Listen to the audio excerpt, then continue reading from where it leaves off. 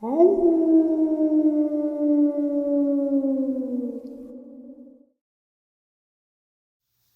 greetings and salutations, everyone. I hope everyone is still doing well and welcome to, depending on wherever you may live or however you choose to read your clock, your early morning, middle of the night bonus. Before we jump into it, though, a couple links. As many of you know, I rely on Patreon, PayPal, channel membership, and the merch to help the channel to continue to grow and go. Links to Patreon, PayPal, and channel membership is in the description below. Merch displayed directly under the video. Also, Dogman Frightening Encounters, Volume 1 through 3, the audiobook versions. They were written and researched by Tom Lyons, narrated and produced by me, Jeff Nadolny. Those audiobooks are available on Audible, Amazon, and iTunes, links to which are also in the description as well. And finally, last but definitely not least, if you'd really like to help support the channel to continue to grow and go, simply subscribe. It does not cost a cent. Click the like button, takes half a second. If you don't want to miss out on any of the informative uploads that I put out daily, click that bell icon, and folks, please leave a comment. Why? Well, because all of these things really do help this channel to continue to grow and go, and yes, they definitely matter. Now, everyone, I have taken far too much of your time. Let's jump into this early morning, middle of the night bonus upload, shall we? This is a very, very strange experience. I was out hiking today because it was fairly warm and sunny. I was hiking along a Corps of Engineer trail along the edge of a river valley below a hydroelectric dam. The weather was still cool enough that in the shade of the trees and cliffs there was ice. I was the only person on the trail proper, but there were people at the overlook at the far end of the trail. I had already been down there to the overlook and was on my way back to the trailhead. It's 3 p.m. and the sun is starting to set because it's setting at around 5 p.m. this time of year.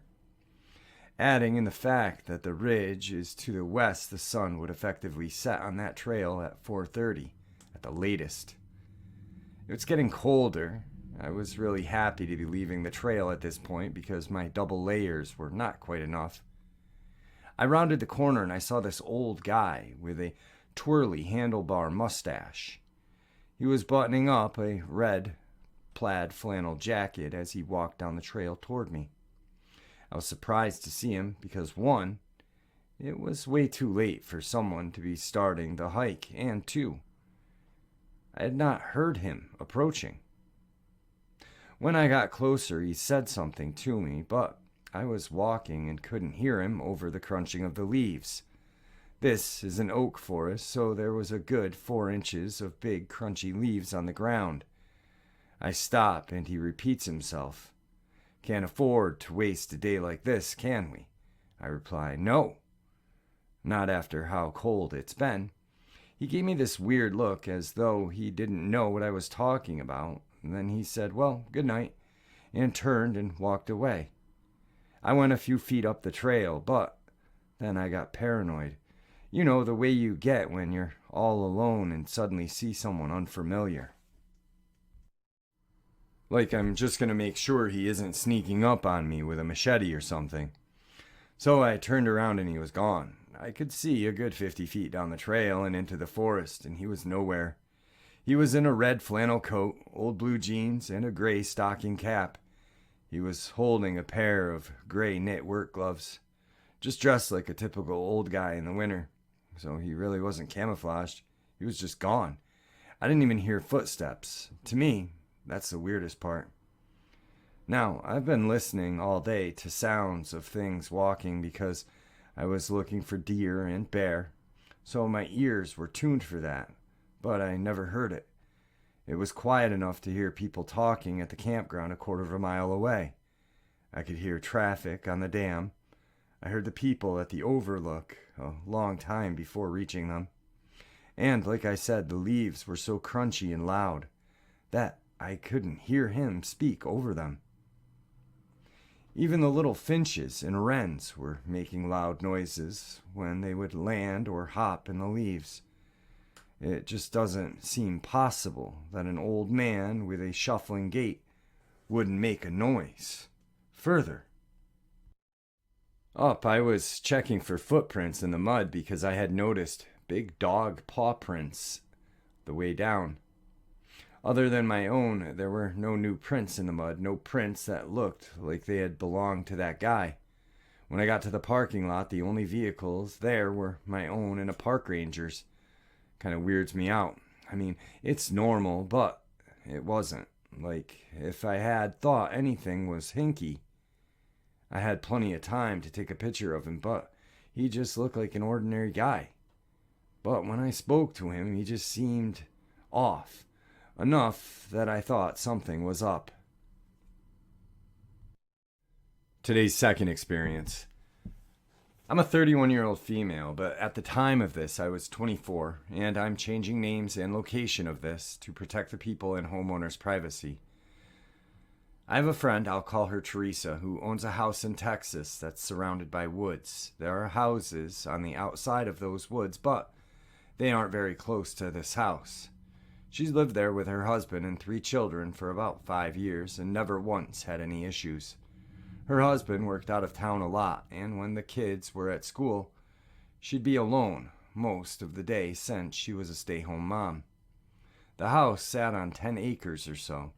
It had a small pond and a creek that ran all the way through to the center of the woods.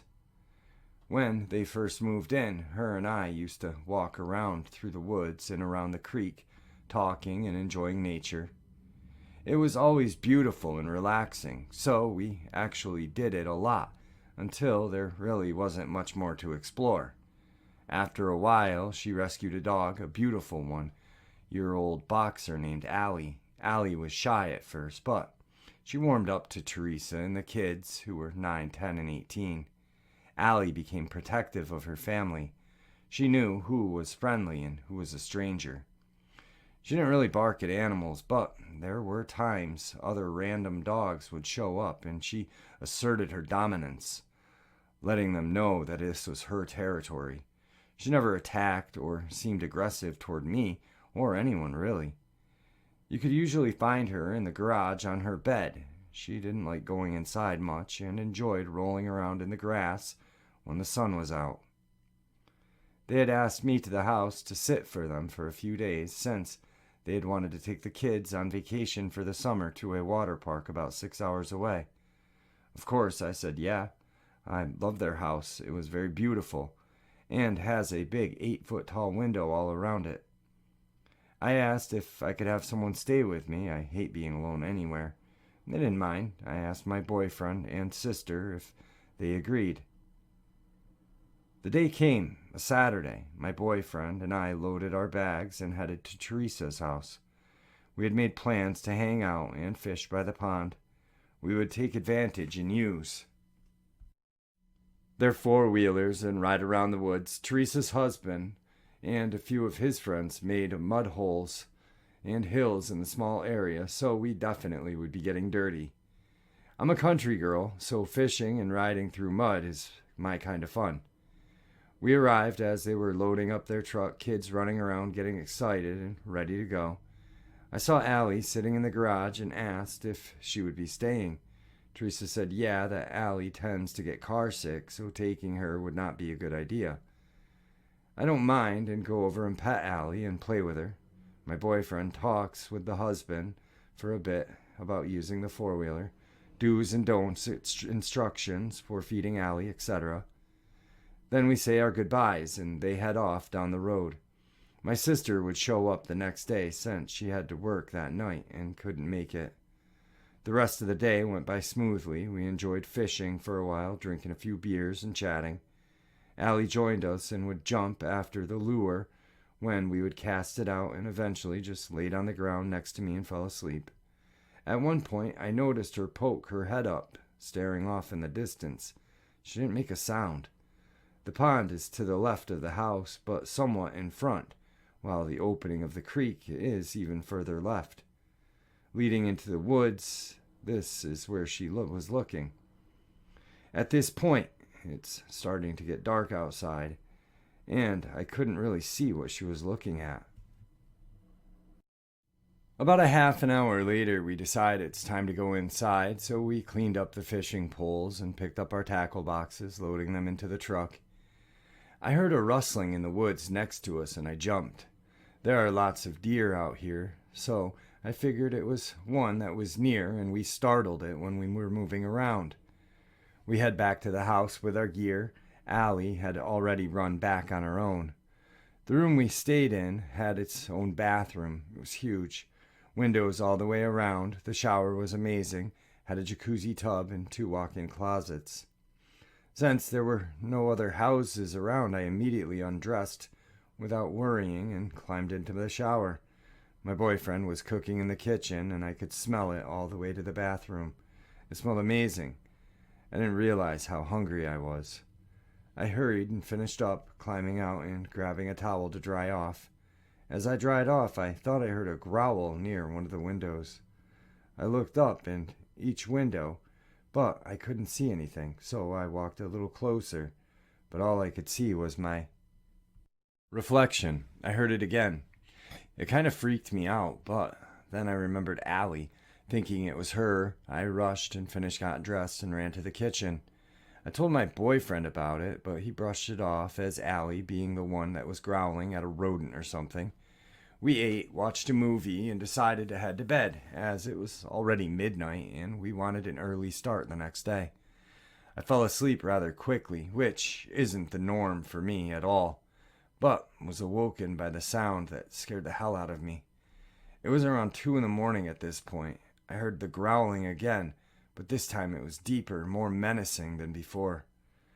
I slowly reached over to try and wake my boyfriend, but he would not wake up. I lied there listening, and I could hear something walking outside of this room. I had the blinds so I couldn't see anything. I got up and walked over to the window, still hearing the footsteps, but it didn't sound like Allie. It was far bigger.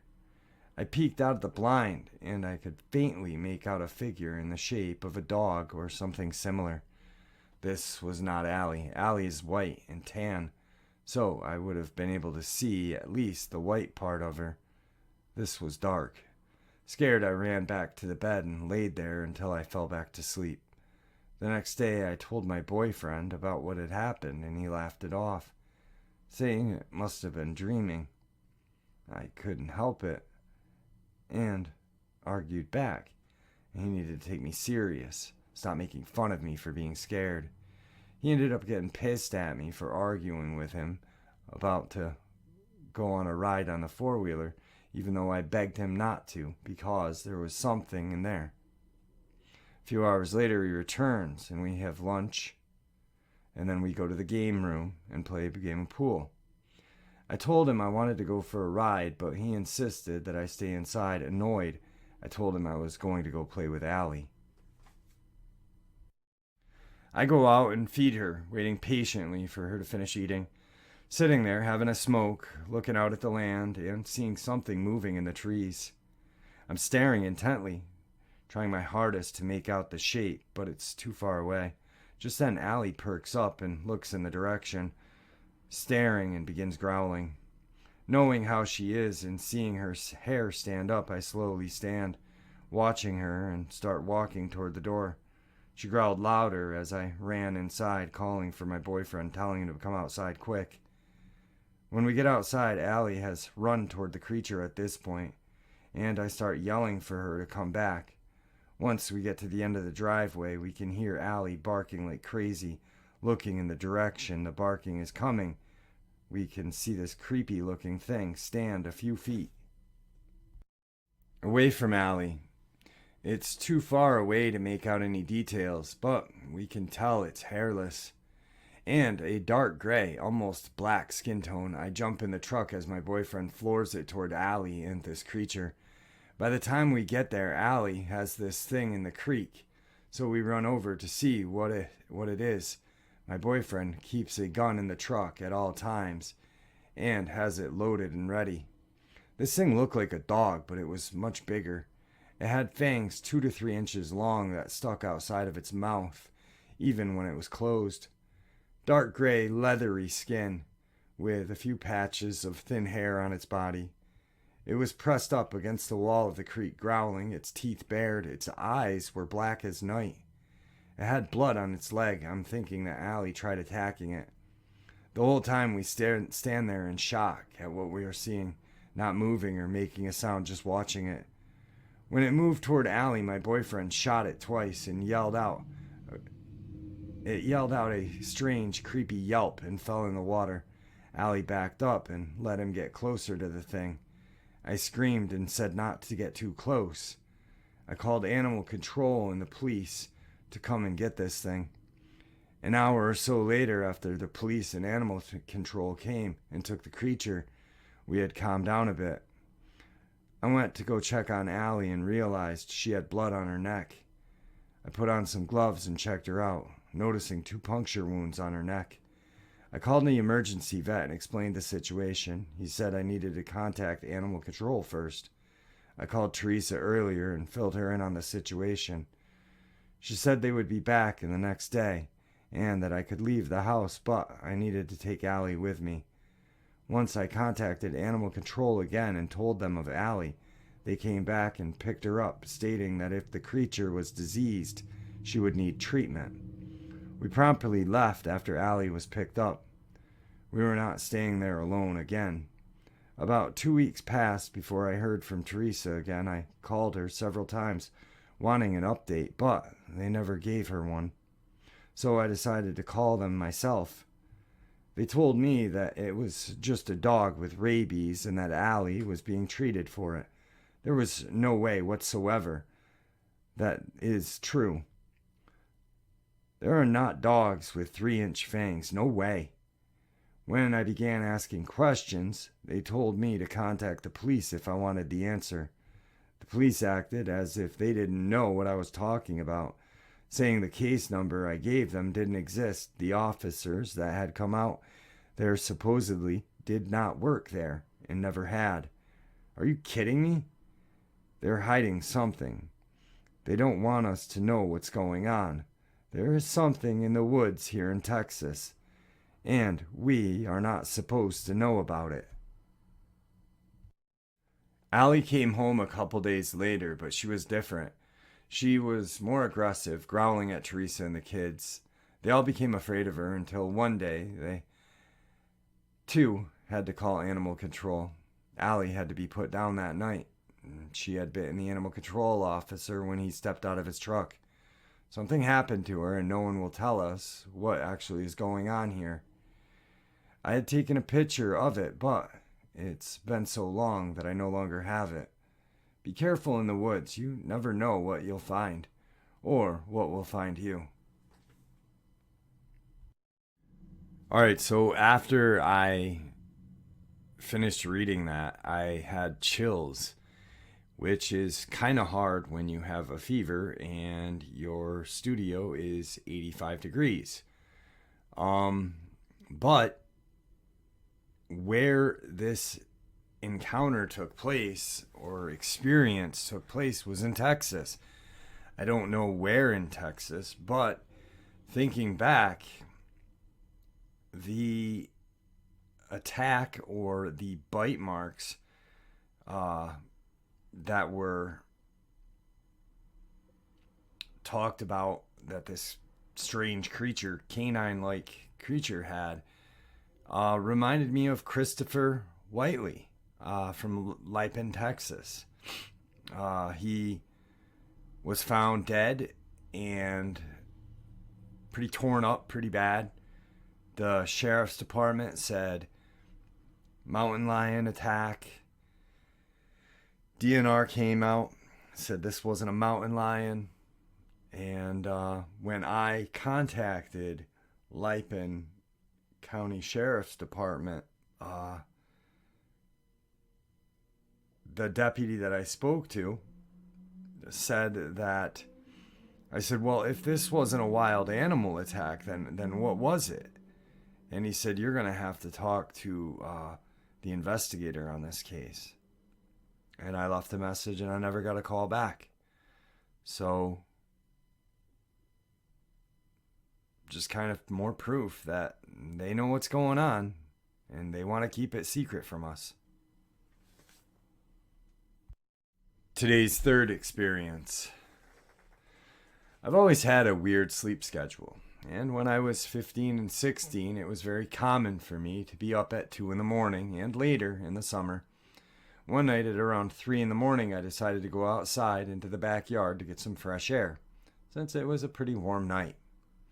At the time, I lived in the suburbs of southern Tennessee, in a pretty run-down neighborhood. The house next to ours had been abandoned for a couple years, and I always joked that it was cursed because 3 separate people had bought it, moved in, and then sold it, moved away again, all within a span of maybe 5 years before this.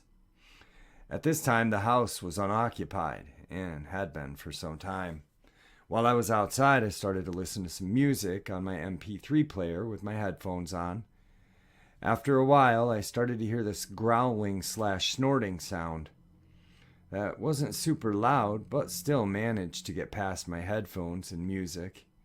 After pausing the music and listening for a moment, I realized it was coming from behind me, where the abandoned house was. It sounded like something pretty big was making the noise, and I figured maybe a large stray dog had gotten into the neighbor's yard, somehow. Since the yard and mine were separated by a tall, sturdy fence, I just ignored it and went back to my music. The noises continued periodically, and finally, after a while, I decided to just go over to the fence and find out what was making the noise.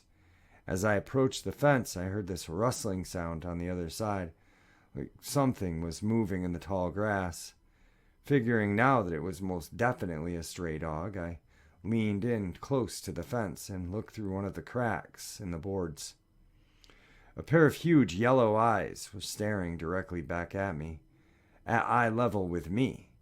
I kind of stood there frozen like an idiot for a few seconds, and then I heard a growling noise again, and this time it was inches from my face, and that snapped me out of it. I turned and ran back to my house, locked the doors, and failed to sleep that night. The next day I looked through the fence again to see if there was any logical explanation. Maybe it had been a dog standing on a table or a stack of boxes for some reason. But the yard is totally bare. No boxes, no patio furniture, nothing. Whatever had looked at me was actually as tall as I was. I moved away years ago and have never been back, so I have no idea if that house is empty or not, or how the neighborhood is doing now. But for the rest of the time that I lived there, I deliberately ignored any of the weirdness from the other side of that fence. Today's fourth experience. So my experience is probably a bit different because we were on a boat driving up the coast. Basically, I had decided to go on a trip with a few of my friends to explore and fish, etc. We have a little inflatable dinghy and the camping gear with us to camp on the shore at night as well. There's endless inlets and channels you can go into, and it's just generally an endless amount of nature.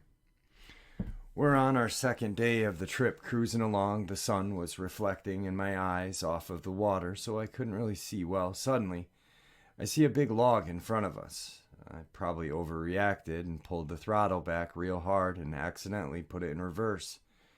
We're going at a decent speed, so definitely not great for the boat. Boat stops before the log, everyone falls, the whole deal. So I avoid hitting the log, but there's this huge slam from the inboard and the engine goes dead. We're dead in the water, floating, maybe 100 feet off the shore. I'm trying to figure out what's just happened to the engine while my 2 buddies are using wooden paddles to keep us from floating too far from land. We had a radio and everything, but obviously the last thing we wanted was to send a call for help before we tried our other options first. There we are, floating along trying to figure out what's going to happen, what's wrong with the engine. Gas line had fallen off, possibly. This is where things start to get weird. I'm trying to reattach the gas line, and one of my buddies is like, "Hey, there's someone on the shore." This is immediately weird because we are very far from any land access or roads or anything like that. I look up and there's a person standing on some rocks watching us. They're about ankle deep in the water, just staring at us. Nobody says anything, and we all just stare back. I'd say we're about 75 feet away, but at an angle. The current is bringing us parallel to them. As I'm looking at this person, I start to realize that it's a kid, like maybe 7 to 8 years old, maybe 10 if that. Blonde hair, real dirty looking. Then I see it, like this weird little trailer in the tree line, like an old tent trailer or something that you would tow behind a car, but it's up in the trees, kind of tipped on an angle and wedged between the two trees. I've absolutely no explanation of how it got there. It was like it had dropped from the sky. There's someone sitting in the chair of some kind next to it, but they are very hard to see because of the shadows from the tree line. My buddy yells hello and waves, and nobody moves. We continue to float a bit further away down the coast. So this is creepy, and I'm starting to feel anxious, so I go back to trying to reattach the gas line. Ended up basically doing a handstand in the engine compartment while my friend held my legs, but I got it back on. After a few tries, the boat starts back up, and everything's good. At this point, we are all pretty fixated on this kid and the person with this mystery trailer that's sitting in the forest. So we drive back over to see what's going on. Nobody has moved. The kid's still staring, and the other person is sitting in the chair. We pull up maybe 25 feet from shore.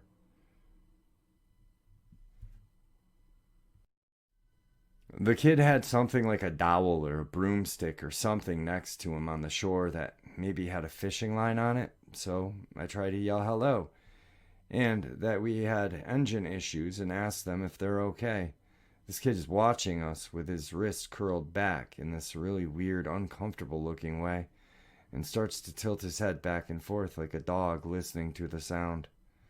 Then things get crazy really fast. This person in the chair starts to whistle, like a totally tuneless whistle, same pitch, but just these long, drawn-out whistles. The little trailer door opens, and a third person looks out at us. Long hair, maybe a woman.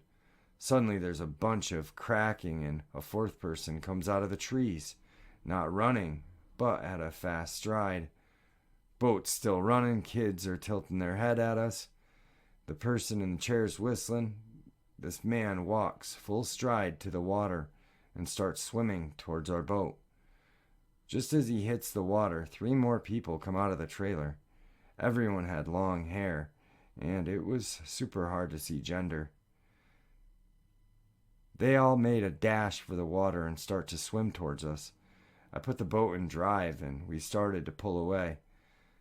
There's just these 4 people swimming towards us. The kid hasn't moved, and the person in the chair is still whistling.